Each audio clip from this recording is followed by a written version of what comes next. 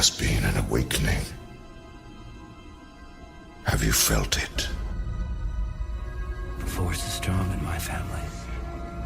The force is strong in my family. My father has it. My father has it.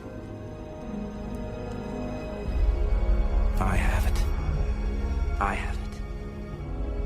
My sister has it. My sister has it. You have that power too. You have that power too. In time, you'll learn to use it as I have.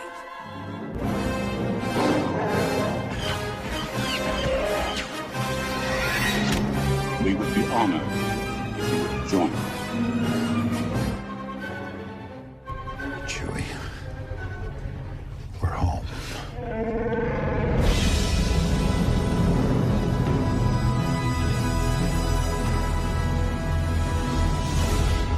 My Nerd World.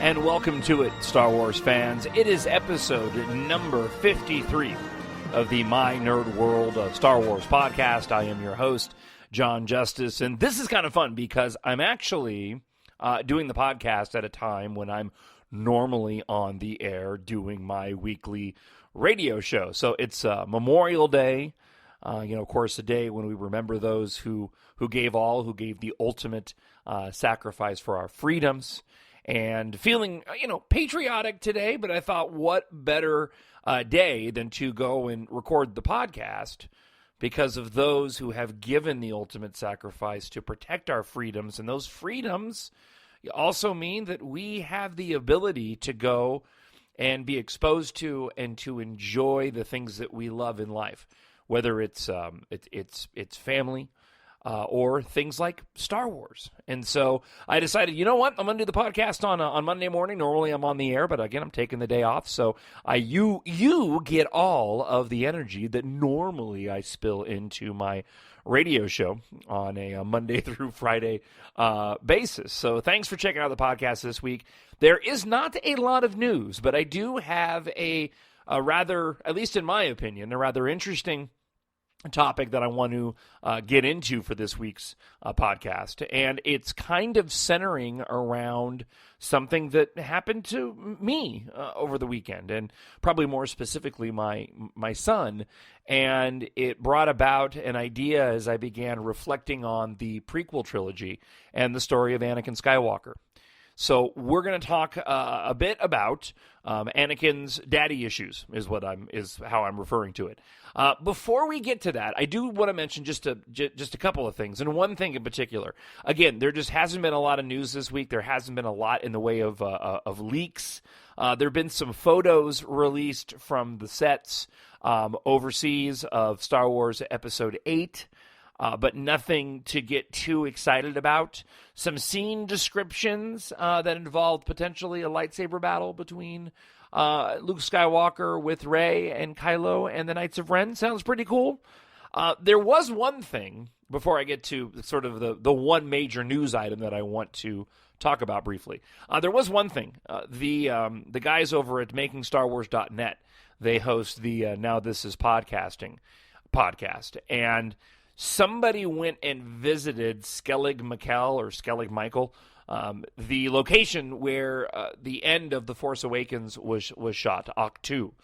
And there was some theories about a particular rock that was placed almost in an upwards position on the island, right where Luke Skywalker is standing when Rey finally comes across him and goes to, give him his lightsaber back. Off to the side, if you're looking at Luke, it would be off to his left if he's staring out towards the sea, and then off to his right. So person looking's left. There's a rock that's standing up, and many people thought, and actually I agreed, it looks like it could have been a tombstone. So obviously, the speculation began to swirl around whether or not, I wonder if that's Luke's wife or Rey's mom. Is that a tombstone there? It just looked rather odd. There was a tiny little dirt mound, and then this flat, sort of rugged piece of stone sticking up out of the ground. Well, somebody went and visited Skellig McKell recently, obviously well after the shooting was done. And they photographed that same spot where Luke Skywalker is standing in the film, and lo and behold, that rock is still there. So the point being is that rock was a natural occurrence. It was something that was already on Skellig McKell. It wasn't something that was put on the island by the producers of the movie. Now, that doesn't mean that they're not using it as a tombstone. It just means that if they happen to have used that spot and wanted to use it as a tombstone, that rock was there and it could double as that. But we do know that it wasn't intentionally placed that way, meaning if they had moved off the island, they would have taken that with them. They wouldn't have left that there. So, was not intentional, doesn't mean it still can't be a tombstone, but it's a bit of a stretch, too. We as fans want to read a lot more into this than what's, than even what the producers of the movie begin to read into it.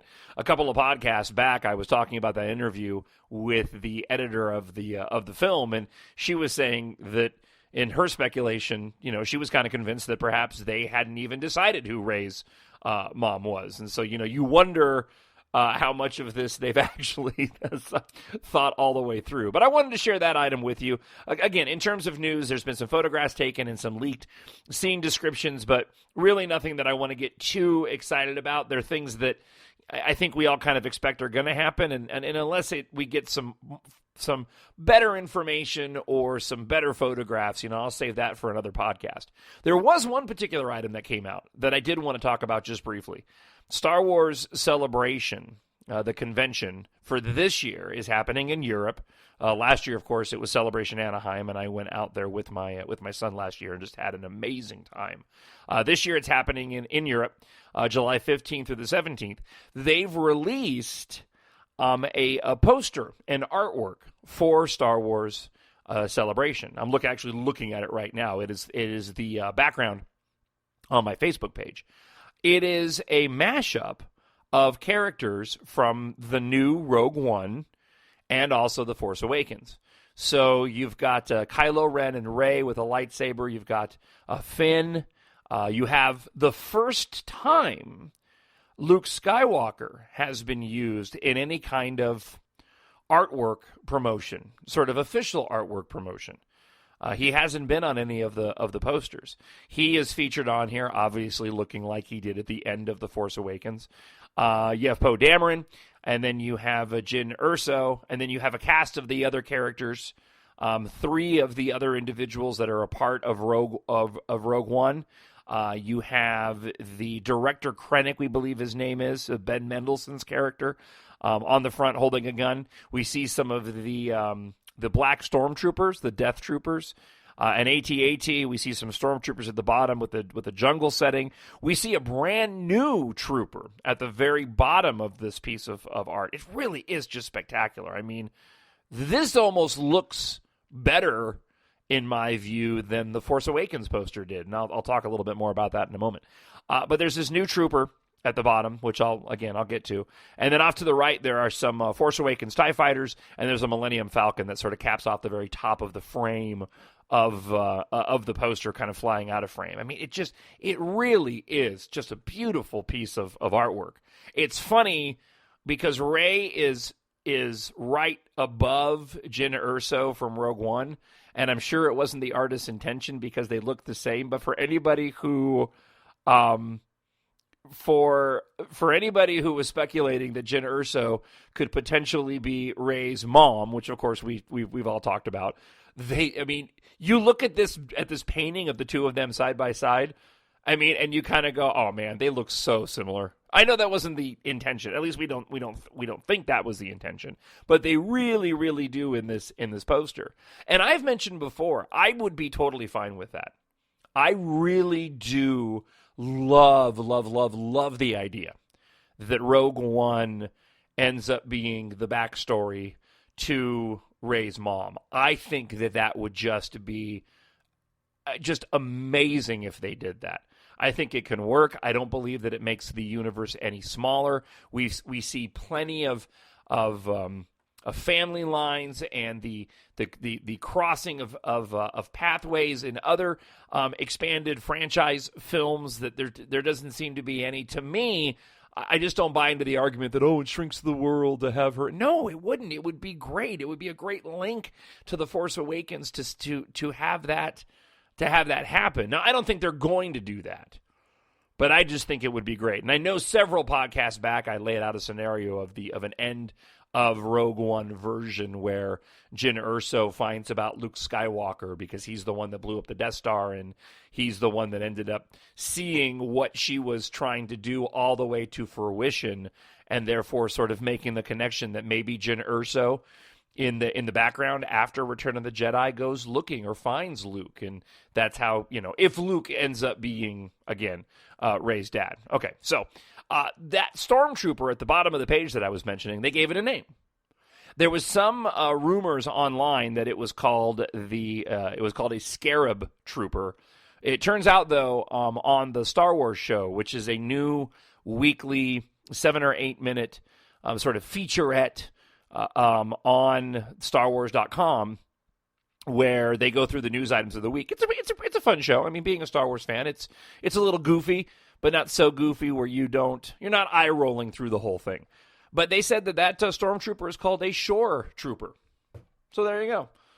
Shore trooper. And I know that there were some people that were criticizing that name, shore trooper, but I'm like, well, we've got flame trooper. We've got, we've got snow trooper. Shore trooper makes sense to me. I mean, I really liked the fact that in the original trilogy, they didn't have names for the characters, so they went with stuff that was really just on the nose. Snaggletooth, Walrus Man. I just thought those things were prune face. Those names. It was like you're a kid and you're going in your mind, you're mocking somebody else and you're naming something. I just thought those names were cool. As a Hammerhead, those names were cool. And of course, down the line, they've given them backstories and they've given them more official names and, put them into the canon and databases and all that. And that's all fine and dandy. But, growing up as a kid, I think it was part of the fun and part of the accessibility that those character names were just pretty straightforward. It's Walrus Man, and again, it's Snaggletooth. Those were always just cool to me. So again, to have Shore Trooper, doesn't seem like that big of a deal to me. I think he's cool looking, right? I'm really looking forward to this movie. Apparently, some of the actors are heading back to do a few reshoots, which is nothing abnormal. The Force Awakens had reshoots, and so it's not really a huge surprise that they would be doing reshoots for this movie. Now, here's the thing that stuck out to me, and this leads into the main point, the thing that I wanted to talk about for the podcast this week. But the poster, now this is not a movie poster. I mean, it's a movie poster, but it's a poster for Celebration. It's not something that is promoting a particular film, right? It's a mashup of characters from, the two most recent Star Wars movies. The only character on here, because there's no Darth Vader, so the only character on this poster from the original trilogy is Luke Skywalker. Okay? What I found interesting about it, and again, it's my jump off point to what I want to talk about. There's no family ties in this, really. I mean, you got Kylo Ren and Luke there. So you have the Skywalker bloodline, as it relates to Kylo Ren being Han and Leia's kid, but the rest of these characters aren't tied together. And again, I'm giving it a pass, obviously, because we're not talking about a movie. These characters are not all in the same movie. But it did remind me of the thread of family in these films and why that thread is so important. And in the background of the prequel trilogy and then moving into the original trilogy. And these are things that have been mentioned sort of in passing, but I haven't seen anybody really dive into.